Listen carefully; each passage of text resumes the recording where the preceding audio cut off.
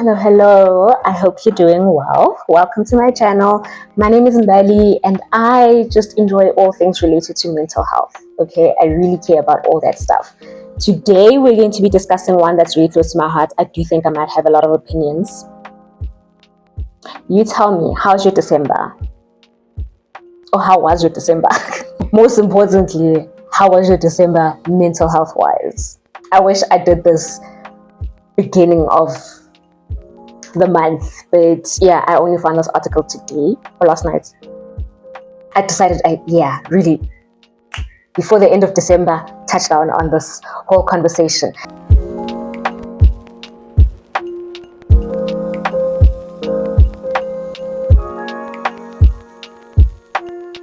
This one is from Affinity Health, and they have a really nice website actually where you can find a provider near you. You can find hospitals where you can go. I haven't clicked on everything, but I just found it interesting that it's there. They do also have quite a lot of articles that I think I'm going to be getting into as again, in the future. This one is called or titled Why Mental Health Struggles Peak in December. This was posted on the 17th of December 2025. So just a few days ago from today. Oh, I do think I have a lot of opinions. Affinity Health, a leading provider for high quality health cover. Oh, it's a medical aid type of law. Is raising awareness about why emotional stress often increases during December and how to protect your mental well-being in a month filled with celebrations, heat, travel, and high expectations. Yeah. I mean, that's why I cared to think about what exactly is going on with our mental health in December. Because there's too many things going on. There's a break of routine from what you usually have during the year. And it might be helpful, but at the same time, I've realized that a lot of us get back to January having not really been rested because there's so much going on in December. The holiday blues are real for many people. Ramped up social and family expectations, loneliness, and financial strain can combine to raise stress and anxiety, even if symptoms are temporary for most. For others, the festive period can trigger more profound emotional stress, especially for those already managing mental health conditions. I found that I didn't realize what December really does, like growing up as a child, right? But in my adult years, I've seen how it's really not always the best season for a lot of people. There's a lot of people that have lost their loved ones in December, and there's also a lot that goes on. There's a lot of people that have to see family members they don't want to see at that time. There's as much as there's a lot of great happening, and I think social media shows most of that part. There's a lot of hurt as well that comes with it and makes it difficult to navigate the whole month because there is no running away from it. Heat, long days, and mood, that's the next title. Unlike northern countries where winter blues dominate, December in our part of the world brings long hot days, and the heat itself can worsen mental health symptoms. Why? I love it in the heat. It's supposed to be a winter problem. That's my winter problem. Research from the World Health Organization shows that rising temperatures are associated with an increase in psychiatric emergencies, anxiety, and substance-related crises. Wow! Extreme heat can also disrupt sleep, elevate irritability, and heighten fatigue, all factors that can worsen mood disorders. But for me, yes, it does elevate the fatigue issue, but also it's very, it's much easier for me to get out of the slumber when there's heat and there's sunlight and there's things to do and you can take a walk and not come back frozen. And some people experience a lesser known form of seasonal affective disorder that occurs in summer, leading to agitation, insomnia, and restlessness rather than low mood. You guys are ruining summer for us. If your mental health dips when temperatures rise, the climate could be playing a role. Alcohol and celebration. December is one of the biggest months for alcohol consumption. Binge or high intensity drinking, meaning drinking far more than recommended daily limit, is typical at parties and year-end gatherings. According to the Heat and Stroke Foundation South Africa, excessive drinking increases the risk of accidents, poor sleep, irritability, depression, and impulsive behavior. I think we all know that when it comes to alcohol and celebrations and like parties and whatever, I feel like December is just the worst time to participate in any large gathering. It's just, yeah, maybe do it from like the morning till the afternoon and then make sure you're back in your own household again. It gets very weird. But also with the part of alcohol contributing to depression, my husband made a post on Facebook speaking about that, and I found it to be an important conversation, especially around men. In fact, he meets a lot of men that he ends up having the conversation with about it. That, okay, drink, but do you know how you feel the next day? Are you okay? And the result always comes back as you end up drinking the next morning because you think that you need to maintain whatever from last night, but you're actually a whole lot more anxious and now slipping into a depression, and then deciding to compensate that with drinking even more, which makes the next day even worse, which makes, it becomes this cycle that is very dangerous, but it is really, really, really problematic for your mental health.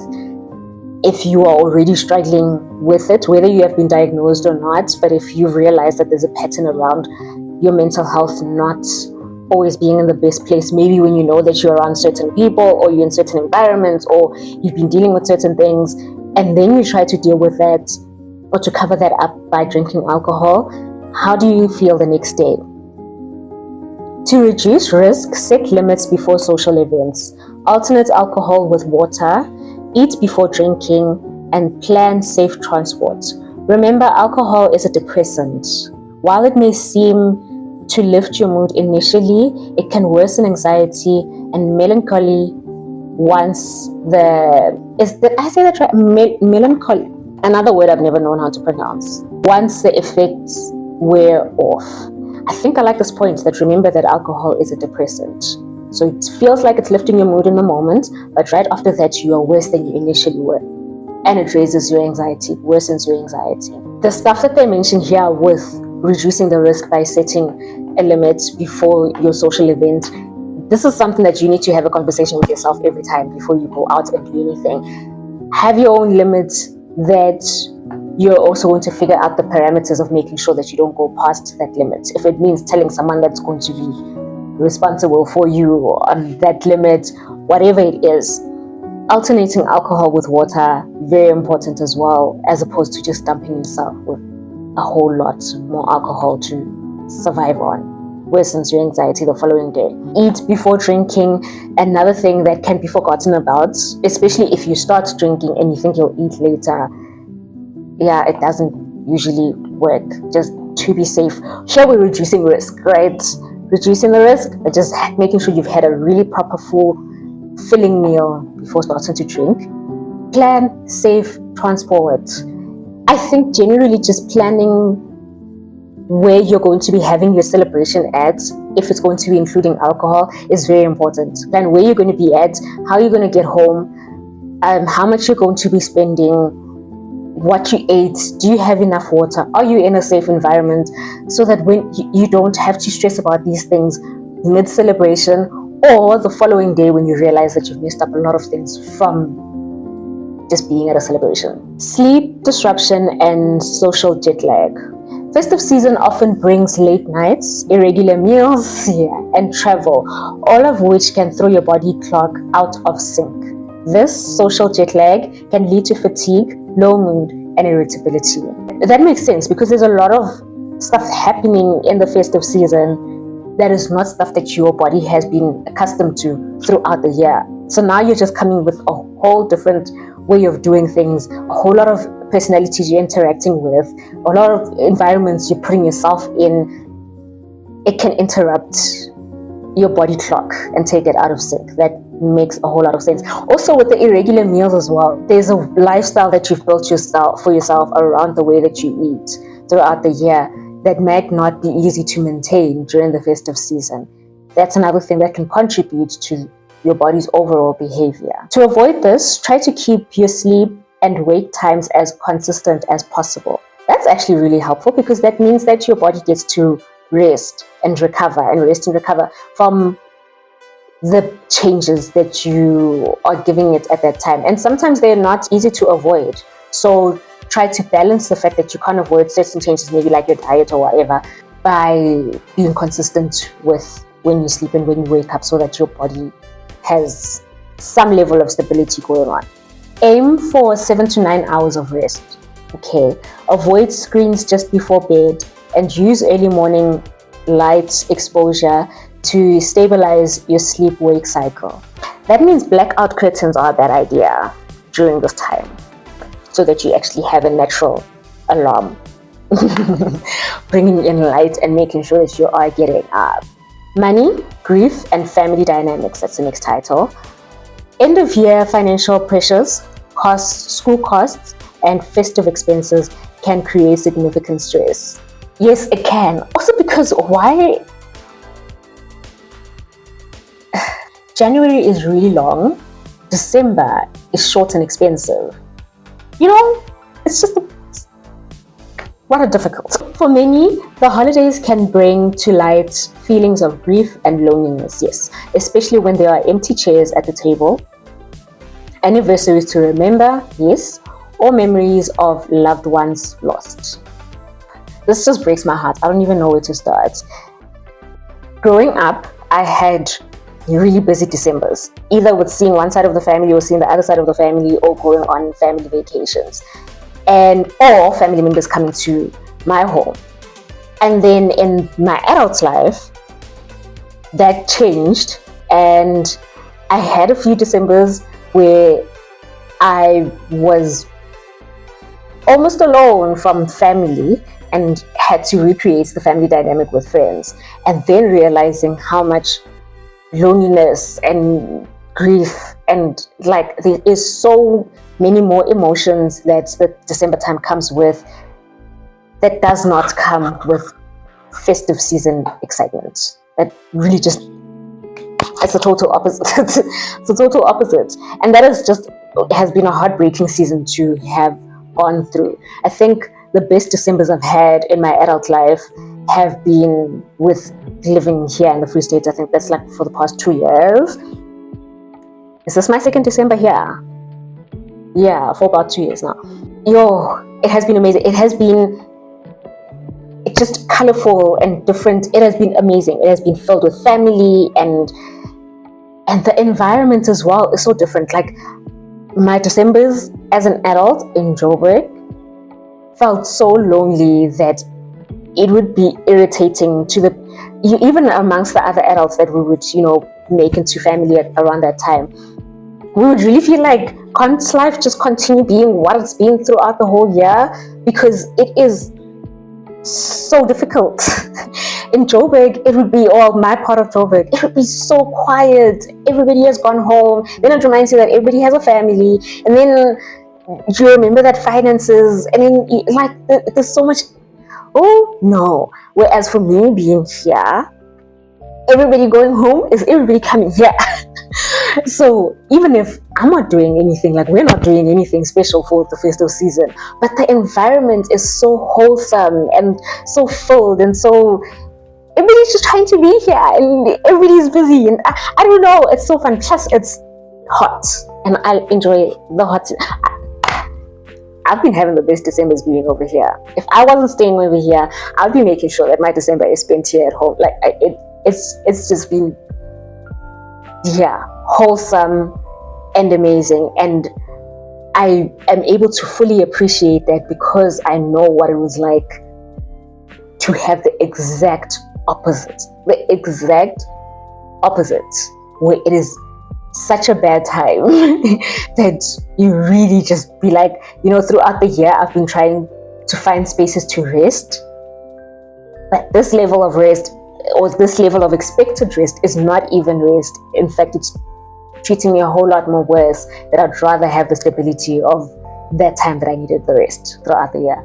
Does it make sense? I hope it makes sense, and I hope it does help somebody else that has been feeling like that, because I also did realize that there was a lot of adults that did not know where to go with those type of feelings, because people are expecting that this is the best time of the year for you.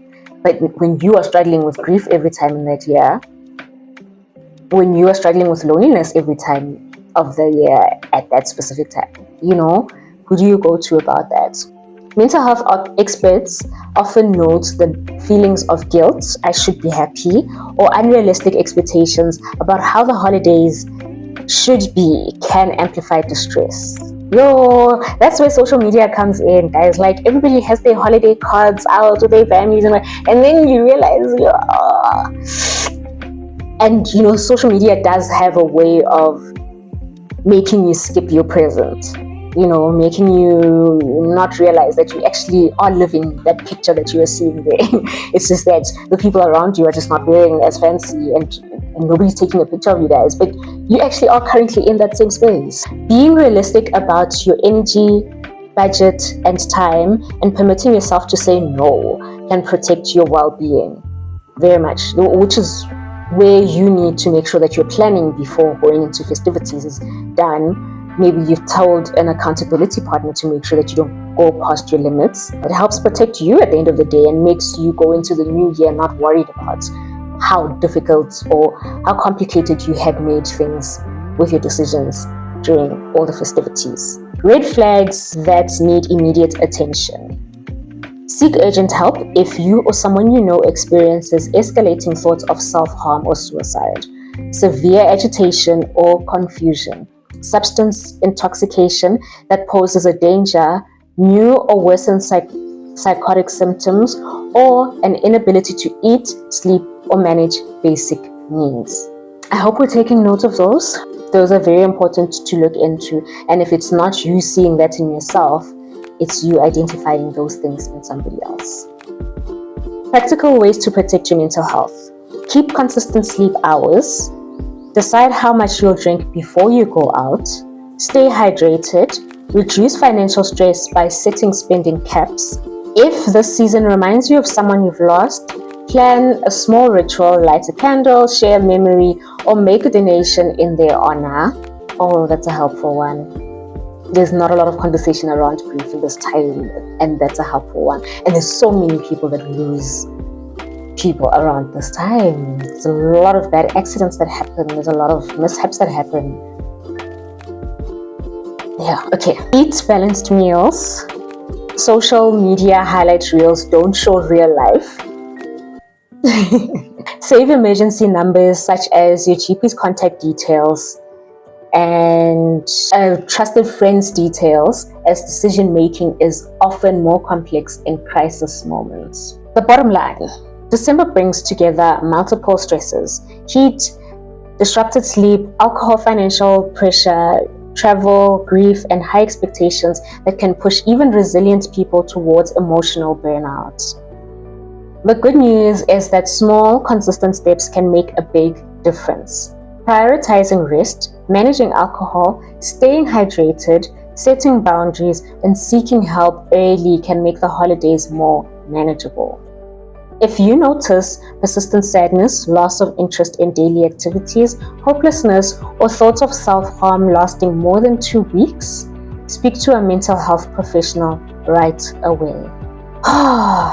I hope that if you do see this after December, that it does bring some comfort to realize that you are not alone. The point of all this information is to show you that you are not alone. You're not the only one going through what you're going through, feeling how you're feeling, needing help.